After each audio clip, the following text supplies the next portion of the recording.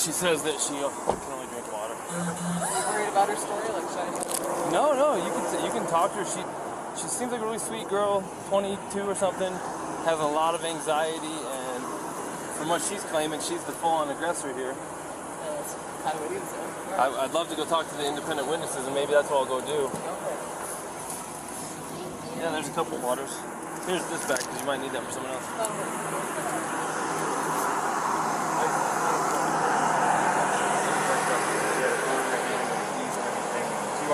I know to keep her rings, the phone, and I was holding on to the keys because I didn't want to go anywhere. And my big fear is, I don't have my phone, I don't have a phone, so she goes off without me. But it's alright, I'm on my own. So I was saying, let's just go for a walk, and she was trying to get the keys for me, so I was just going, just wait back up, and then that's when she hit me, and I didn't get, I don't want to push you, I didn't get overtly physical, I was just trying to keep her away and not get hit. And then I got really loud, and I just like fear of attention where I was going. Back up, get away, just get me. Okay, so you said you pushed her to create some distance, obviously, right? What happened after that? What got distracted? Okay, Google.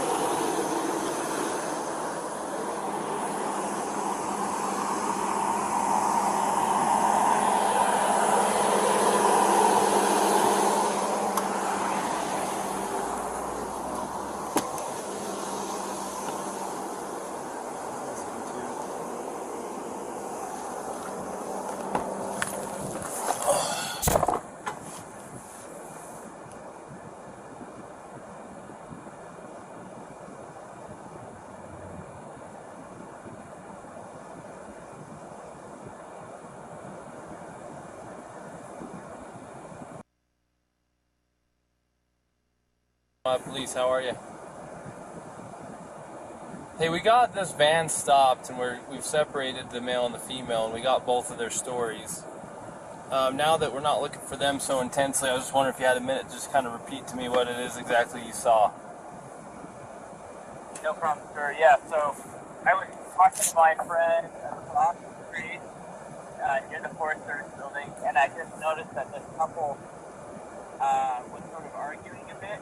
And, you know, I wasn't staring at them, but it did catch my attention. And what I noticed is it seemed like they were sort of squabbling over a phone.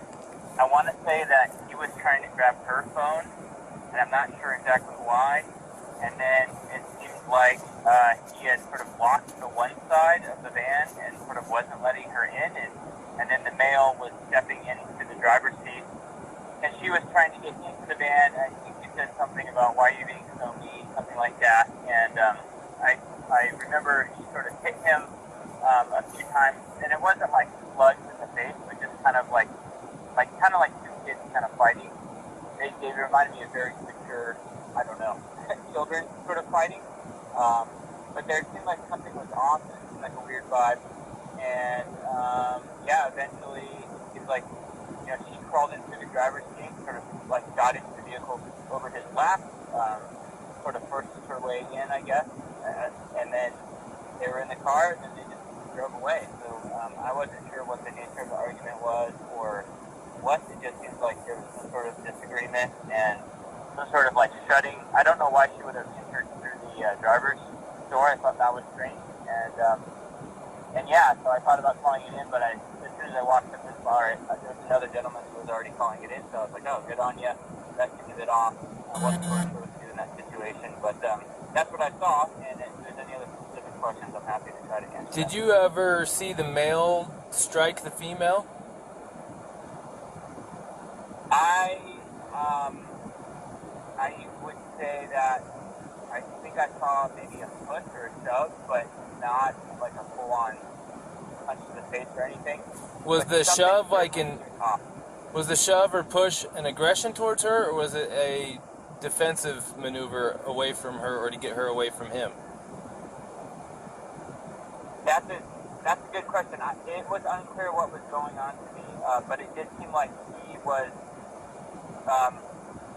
It seemed like he was trying to close off the passenger side of the vehicle and close things up.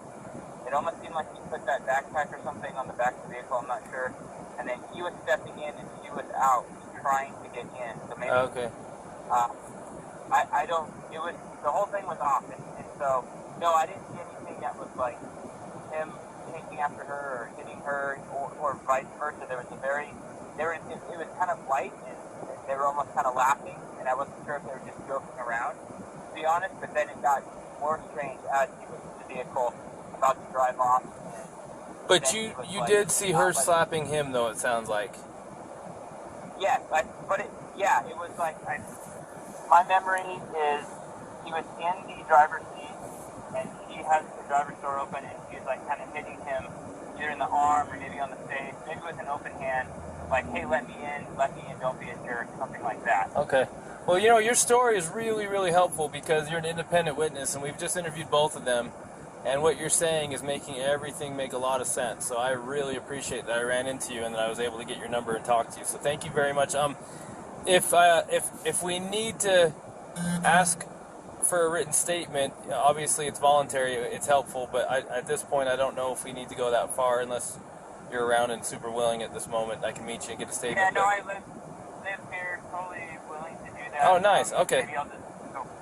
Yeah, I can go write it down now before memory fades, because like I said, I was kind of just casually observing, but something did seem off, and just wanted to make sure that no one was in a bad situation. So where can we find you to give you a form real quick?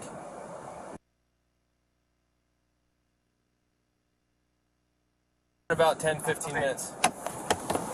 Okay, cool. Thank you. Appreciate you. All right, bye-bye. Bye.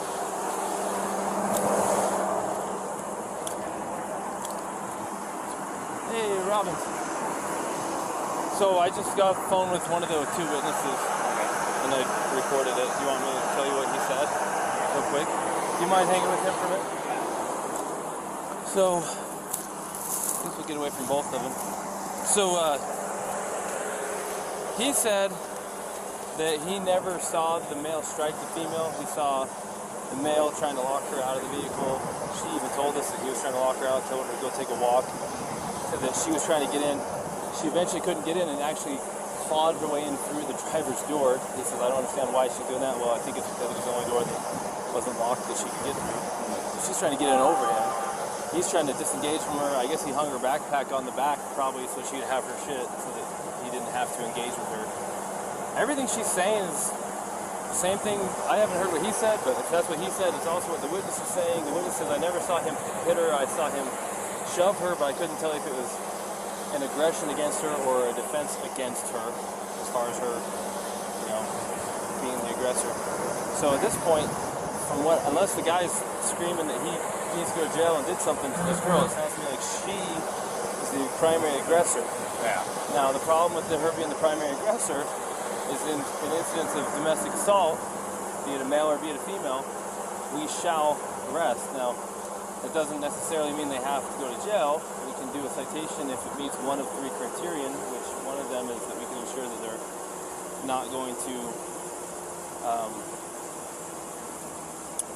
further risk each other's safety. But the problem with that is they live in the same vehicle. That's what I was going to say. The other part of it is there was actually been injury too to the victim, which is him. Right, and I'm getting conflicting stories about why they hit the curb up here.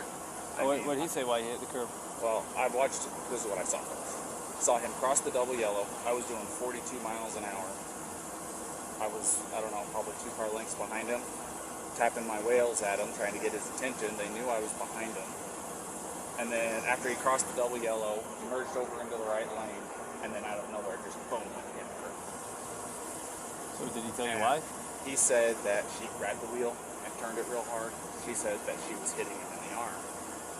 So sounds legit. I mean, I'm sure if I'm driving and my arm's on the wheel and I'm getting hit in the arm, I'm probably pulling out the wheel. Yeah. And I'm sure it was a little of both. I mean, usually the truth is somewhere in between. He's probably trying not to say that he hit her because he probably doesn't want her charged with assault, domestic assault. He probably would rather say she pulled the wheel than hit him. Yeah. You know what I mean? So, unfortunately for her, we cannot treat, just because he's bigger and stronger, and even if he's not willing to press charges, we can't treat this differently than if it was a male and female violence. Yeah. And we're going to have to charge her, and we can do a citation if there's some arrangement that can be made to separate them, and then we have to let them know that there's no contact order in effect. And then we had to let him know the only way to drop it is to go into the police department during business hours and fill out a waiver, which, by the way, what's It's today? too late Thursday? today. So it won't be till tomorrow. And they're only there till noon, I think. Yeah. Which I'm sure he's going to want to drop it. Well, the other part of it is they said they've been on 4 or 5 months that they've been living out of the van together. Well, this is really bad news, so let's talk to him first. Yeah. His name's Brian. Did you ask him yet and take pictures of him? Yeah? No, I Okay. So Brian, unfortunately in the state of Utah, we don't have discretion on some things. Like, for example, if I pull you over for speeding and I want to give you a warning, I can do that because it's under a Class A, it's a Class B or under. If I want to give you warnings for all kinds of stuff, I can, but there's a few things I can't. Like, when I say I, the police, I'm not in charge of this. One of the things that the state legislature doesn't give us discretion on is charges when it comes to a domestic assault. And it sounds like you guys are living together, so you meet the statute for domestic partners, and you do have injury, and both an independent witness, probably the next one we're going to talk to as well, which we haven't talked to yet, but the one we did talk to, and your own companion have made it clear that she was the primary aggressor and that she was striking you and that you received injuries. You haven't admitted to striking her. She has not admitted to you striking her. The witness did not see you strike her. So at this point, you're the victim of a domestic assault. That even if you didn't want to pursue this, we don't have a choice. The best thing we could do to not, the law says we have to charge her. It doesn't say we have to put her in jail. Okay, but it also says we have to separate, do a no contact order, and then we have to put her in jail if we cannot separate. And there's a little problem here. Is you guys live out of Florida, living in the van together. How are we supposed to separate you guys? Now, I don't want to take this small 20. What is she? Yes, a 22-year-old 22-year-old female in jail. jail. That you could definitely defend yourself against, but at the same time, we can't say because you're a male and she's a female, we can't treat this different than if you were the male hitting her. We got to treat it the same. Yeah, no. So she's kind of in a tough spot. So unless you have an idea about how she can not go to jail and be separated, do you have friends in town? Somewhere she can stay? Tomorrow, if you want to, it's up to you. You can Can I go to jail? You can't because we don't have a charge for you. Now tomorrow, if you wanted to be with her again tomorrow, I'm gonna take your radio. if you want to be with her again tomorrow, because it's after 5, so our office is closed, you can go to the police department, fill out a waiver to drop the no contact order, so you guys can still be together. But she's going to have a court date online in a week or two. She's going to have to show up for her court date online and answer. The prosecutor might drop it. They might say, for example, if you're not willing to pursue it, if that's your decision. Anyway, I was going to say, it definitely is. I'm not going to pursue anything. She's my fiance. I love her. It's just a little squabble. I'm sorry that I had to get so public. But Stuff happens. so I just want to get like the checklist of things I got to do to get rid of it. So If you want her back, date. well, she'll get a paper with a court date. How do I get rid of it? Well, the court date has to be attended in order for them to decide whether they need to continue or drop it. The first is just an initial appearance to say, are you who we think you are? Yes. Do you understand the charge that's been brought against you? Yes or no? Yes or no, the answer. Do you have an attorney? Yes or no? Do you need one? And then from there, she can ask to speak with the prosecutor. The prosecutor might be contacting you and say, hey man, I know she's 110 pounds soaking wet and you're a big strong guy and we understand you're not even wanting to pursue this, but the cops have to follow the statute. How, what in the interest of you, of justice for you as a victim, what do you think? And they can decide to still prosecute her, or they can decide to drop it, or they can decide to give her a plea and make it kind of go away if she behaves from now on.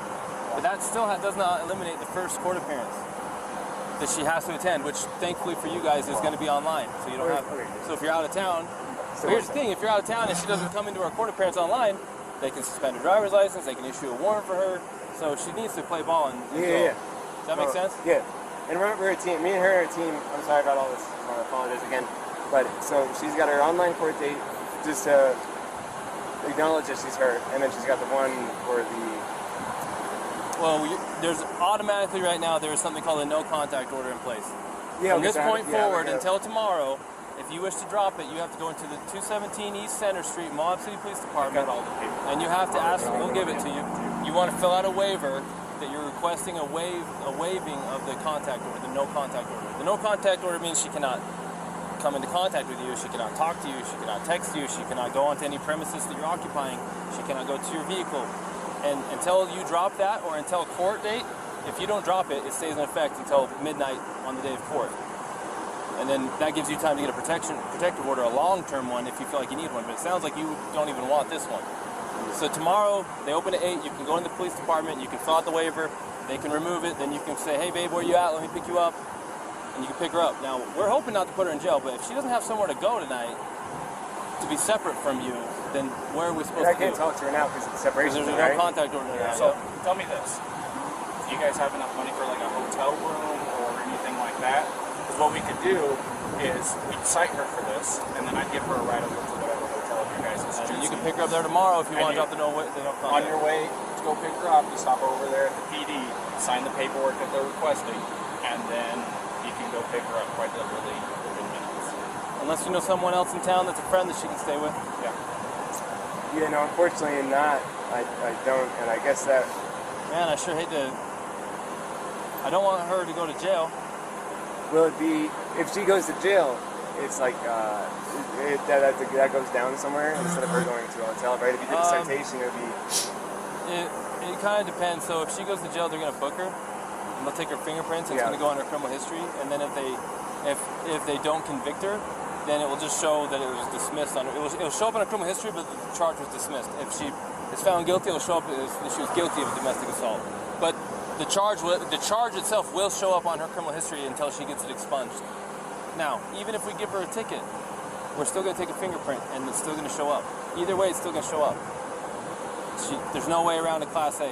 Or is this Class B? This is Class B. But they do require a fingerprint on it. Yeah. Okay, so... The other part is if you contact her or she contacts you, she can be charged with a Class A. Well... Which is a little bit different, but it doesn't help the city. If you were to contact her and she responds to you, then she could get a new charge for violating the no contact order. The no contact order doesn't restrict you, it restricts her. So if you go talk to her and we find out you're not in trouble, she'll be in trouble. So it's in your interest to... Does that all make sense? No, I'm getting it all. It's a lot, really quick. No, I'm getting it all. I'm just trying to figure out a way through it. You don't know anyone in town? You guys been here how long? No, I don't know anyone in town. If she went... She could... I don't think C-Cable will take her where she's the aggressor. No. It is a women's shelter. I'm curious. You could find out and say, hey, she doesn't have where to go. If you did the citation, say she drove off she could drive off in this car. We could give you a ride somewhere. I got my backpack. Sucks for you, but I got my backpack. You can spend a night. You want to drive me to Delicate Art? Does she have a good driver's license? And yeah, she does a driver's license. You trust her with your vehicle? And yeah, she can handle it. Well, then you'd kind of be homeless for the night around town. And man, I can't talk to her at all. Well, and I've got to do the thing, so I can't go camping. We can tell her what it is that she needs to do to get through all this, and then let her know what your plan is. Here's the problem, though. If we take you up to Delicate Arch, you're going to be hoofing it from Delicate Arch all the way down to Moab Center Street, so that you can fill out that paperwork. Because if you're not there by noon tomorrow, they're closed at noon Monday tomorrow morning. because it's early out Fridays over the office, so you won't be there afternoon. You'd be looking at Monday morning before you could actually see her again. And again, we're not trying to make your life hard, but this is written in statute. There's nothing we can do about it. It's designed to protect victims of domestic assault. Not everybody's the same. This is different than normal, but we have to treat everything the same. And that's just how it is.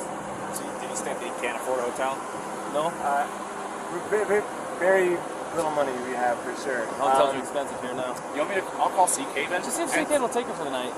I'll see if they'll take either one of them. This is a women's shelter.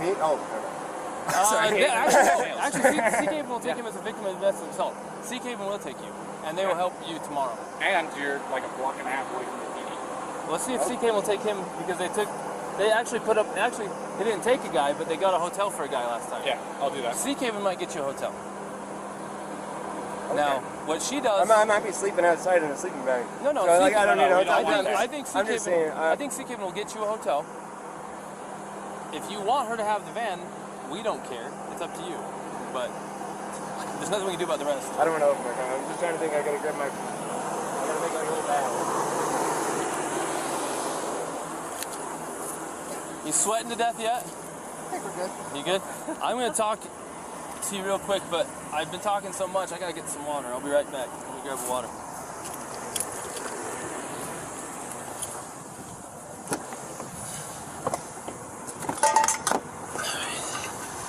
Now this is the water. It's cold water. That's how we get visitors. Hell yeah. Okay, Gabby, when you grow up, and you're a full-grown man, this is what you'll drink from. Plus it's ice cold, and so I'm going to drink from it. Sorry.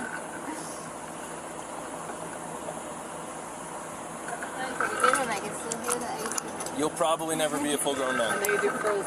Then you can do your curls. So, look, I'm going to speak to you frankly. I have a daughter almost your age, and I'm looking at you not so much like a suspect, but also as kind of a victim, in the sense that you're dealing with some struggles emotionally and mentally at your age. Probably they'll work themselves out as you get older. There's a lot of angst at your age, and I remember being your age too. And hopefully it works itself out. But the stuff you did today that contributed to this, because you both contributed to this, is as a result of your inability to cope with the anxiety and the stress that you're having. So in a way, you're kind of a victim of this.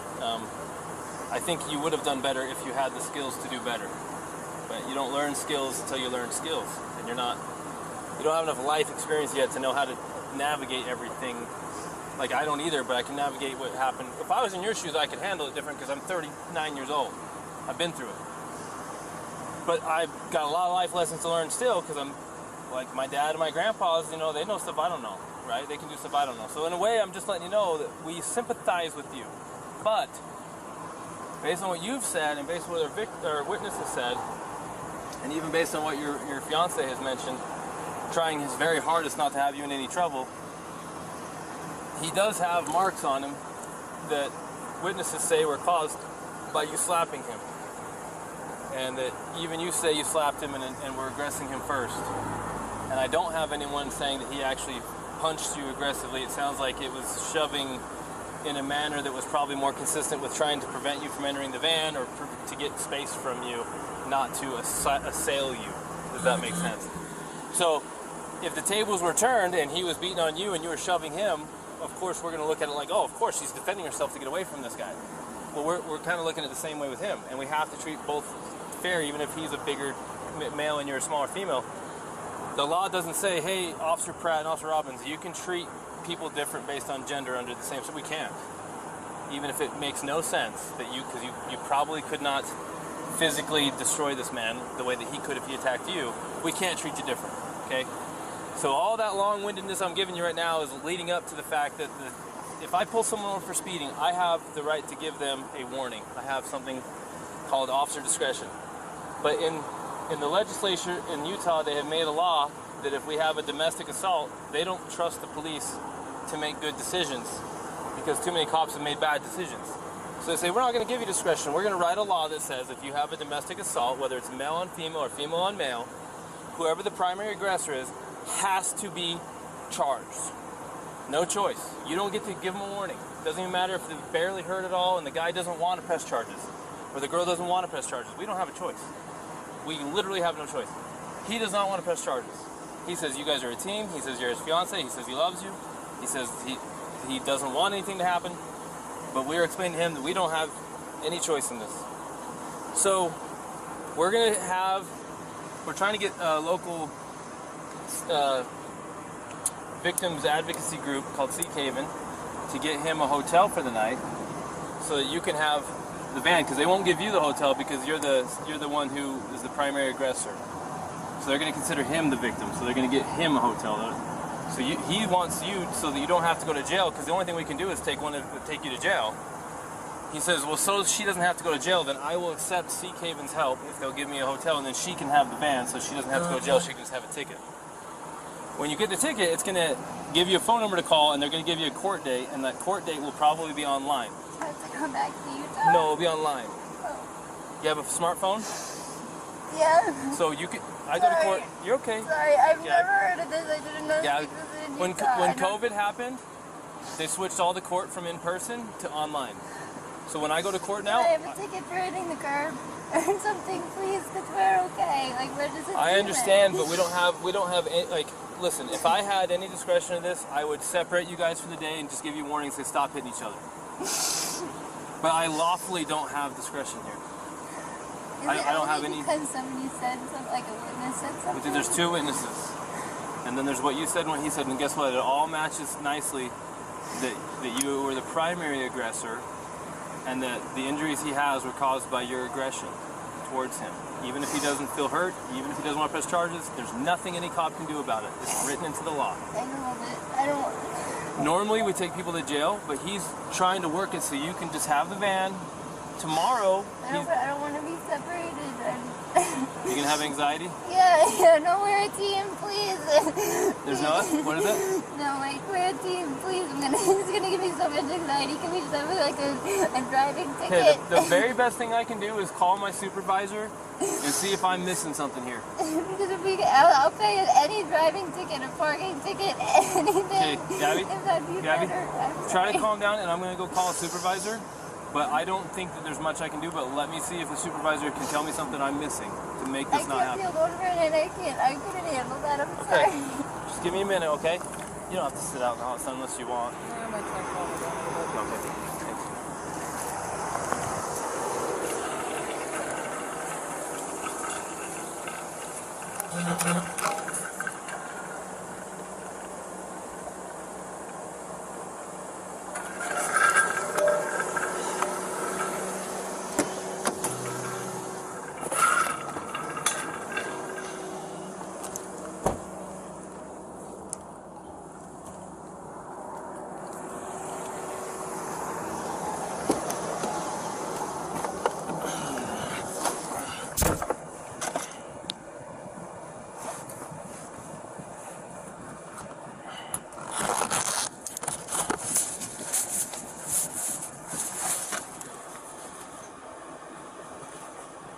Hey, so a tiny little girl, 22 years old, slapped her boyfriend, her fiance, several times. He's got a little bit of a little tiny abrasion on his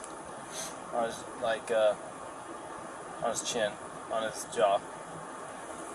They got into a van and drove off. He got called in by two different, well, there's one caller and then a witness. Got them stopped. The story from the witnesses matches the story from the female, matches the story to the male. She was pissed off, she's having a rough day, he tries to separate from her, she's not staying away from him, she has severe anxiety problems. He locks her out of the van, says you need to go for a walk and cool off. She's forcing her way into the van, she's clawing her way past him into the van to be with him. He's shoving her to get her out of the van, but he's not assaulting her, or he's not assailing her, he's trying to keep her out. She's punching, slapping, everything. She's got to be 105 pounds soaking wet, 22, full of anxiety, having a really tough time. Not making excuses, but I mean, it is written in the code. We do have a domestic assault here. He's not wanting to pursue it. He's very adamant. He does not want to pursue it. We're explaining we don't have any discretion on these things. We're giving him a no contact. We're letting Seek Haven see if they can get him a hotel so she can have the van so that we don't have to put her in jail. She's really struggling with the idea of being alone and not with him and not having the van. They want to be together. I told her, look, there's not anything I can do. This is all written into freaking statute. I just said the last thing I can do is call a supervisor and see if where this is such a minor. There's like a slap fight, and the injury is from a fingernail. I just don't know if it's worth the whole domestic thing or not, or if it's going to get us in trouble if we don't do it this way.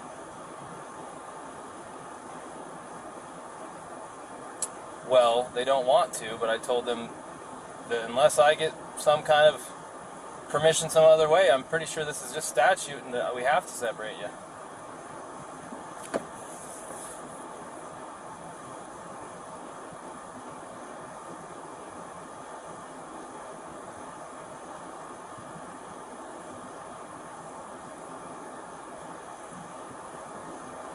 As far as the domestic assault charge, what do you think about that?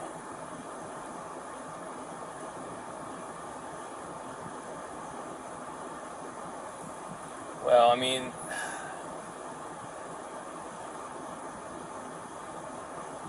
do the whole thing or not? But is there a way to not do anything on something like this? I mean, it's so minor.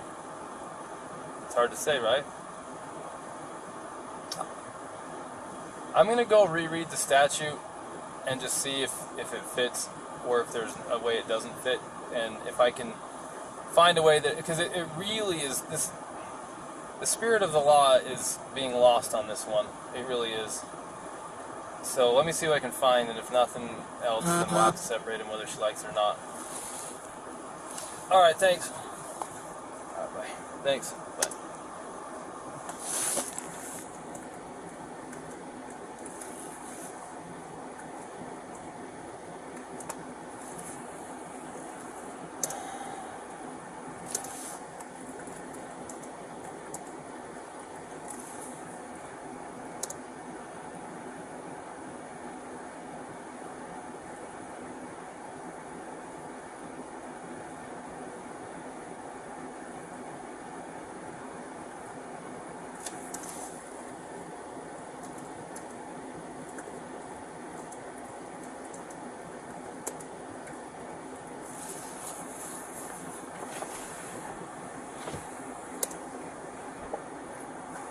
Bodily injury means physical pain, illness, or any impairment of physical condition. So let's see. He's not ill. He doesn't have an impairment of physical condition. And if he's not in pain, like okay, how far do you want to go with this? Like, you know why the domestic assault code is there. It's there to protect people, especially the reason why they don't give us discretion on these things is because too many times women who are at risk want to go back to their abuser. They just wanted him to stop, and they don't want to have to be separated. They don't want him charged. They don't want him to go to jail, and then they end up getting worse and worse treatment, and then they end up getting killed. Mm-hmm. In no way, shape, or form that I can perceive does what happened here, a little slap fight between fiancés who love each other and want to be together, can I perceive that this is going to digress into the situation where he's going to be a battered man? Right. But then again, I don't have a crystal ball. So I was looking at I talked to the assistant chief to see if there's any way to just go less than than the full force domestic assault route. Right. And he says, look, I mean, you either go all the way or you don't. And it's like, okay, but under what circumstances can I not? And really the only time I cannot is if it doesn't fit. If it fits, then it's in the law, then you have to do it. So I went and I looked at the code for assault, because this is an assault enhanced with domestic assault. Utah Code, assault. Now you and I both know what it is, but think of how valuable it is to look it up and read it word for word, especially when what you're doing is going to get evaluated by a court who cares a lot about words. Words are there for a reason. Assault is an attempt with unlawful force or violence to do bodily injury to another. So did she attempt to do bodily injury to him? She went to smack him. Was it her intention to do him bodily injury? Now, that's what we have to find out, because it says bodily injury is, that by definition, physical pain, illness, or any impairment of physical condition. Well, he's got a swollen right eye. We don't care what the result was, we care about the intent. So we gotta go find intent. If she did not intend to cause him pain or illness, or to cause him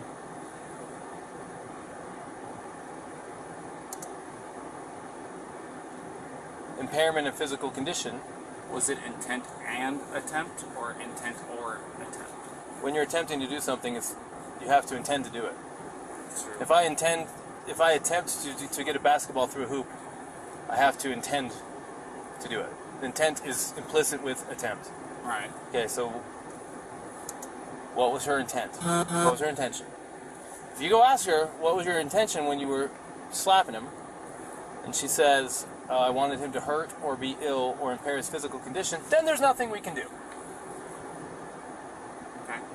One way to word it might be, hey, when you slapped him, were you intending to cause him physical pain, and let's get rid of illness because it has nothing to do with it, physical pain or impairment of his physical condition? Was that your intention? Is that what you were attempting to do? That's what it says right here, an attempt. Right.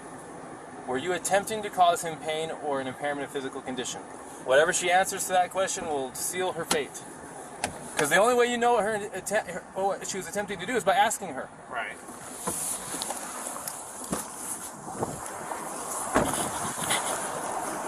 Set it up right. Set it up just right. That's how people have someone heard that way. Gabby, this is a very, very important question. How you answer this question is going to determine what happens next. But the only person who can answer this question is you. Okay. Think very hard before you answer the question. Do not quickly answer it. Think very hard. When you slapped him those times, were you attempting to cause him physical pain or physical impairment? Was that what you were attempting to do to him? No. What were you attempting to do? What was the reason behind the slapping and stuff? What was it you were attempting to accomplish by slapping? I was trying to get him to stop telling me to come back. Well, it doesn't sound to me like she attempted to injure him. It's your call. This is 100% your call. I support you either way. Can't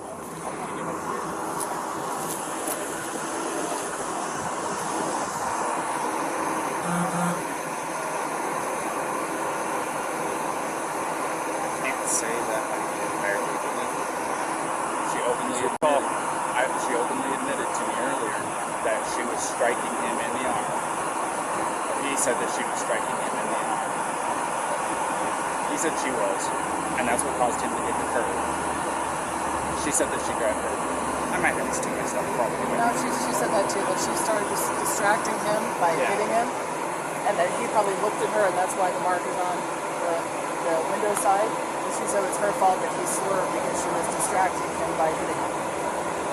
But she said she didn't try to hurt him, it wasn't malicious, she thought that he wasn't listening to her. So assault is an attempt with unlawful force or violence to do bodily injury to another. The code for bodily injury, the definition says, bodily injury is infliction of pain or physical impairment or illness. So you can go this now. I'm recording, and society and the judges and everyone can judge me for this. I am looking at a 110-pound female and her fiance who have no means to be separated. He doesn't want to pursue it.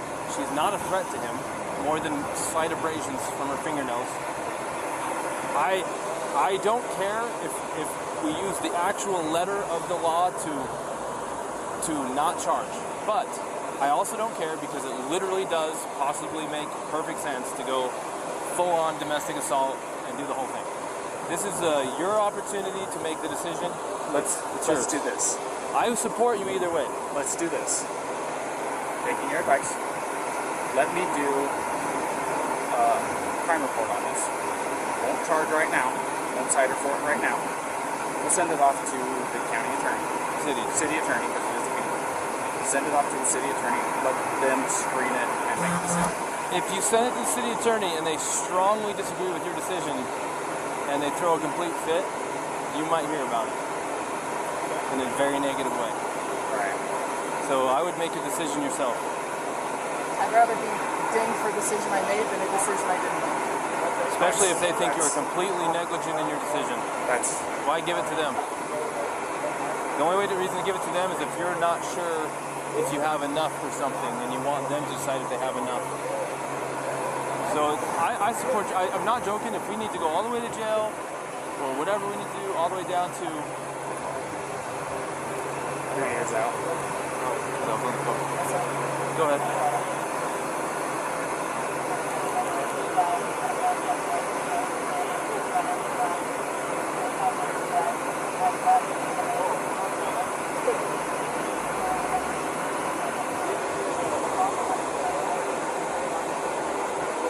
I better go on that.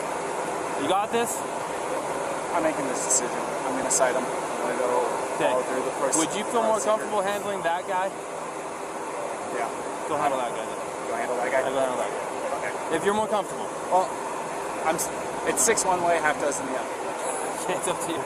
I mean, it's a headache whether I go left or it's a headache whether I go right. Another option is to not charge them but separate them for the night.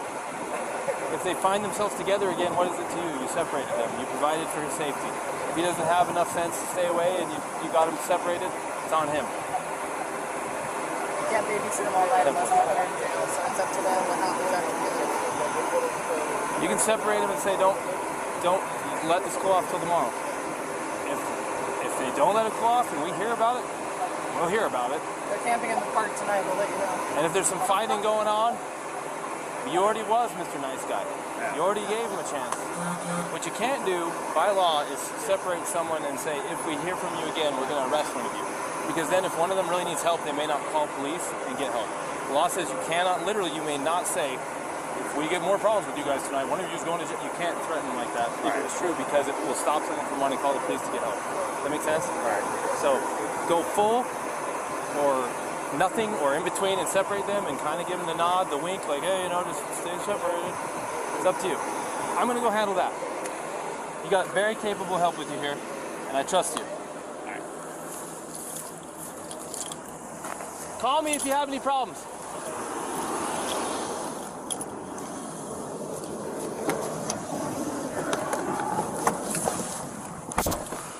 SOTT, I'll separate. I'll be en route to that intoxicated now.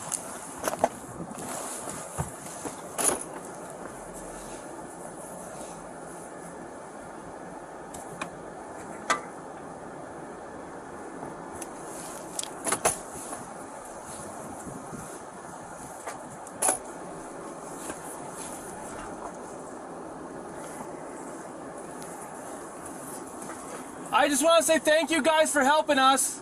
Appreciate you. You too.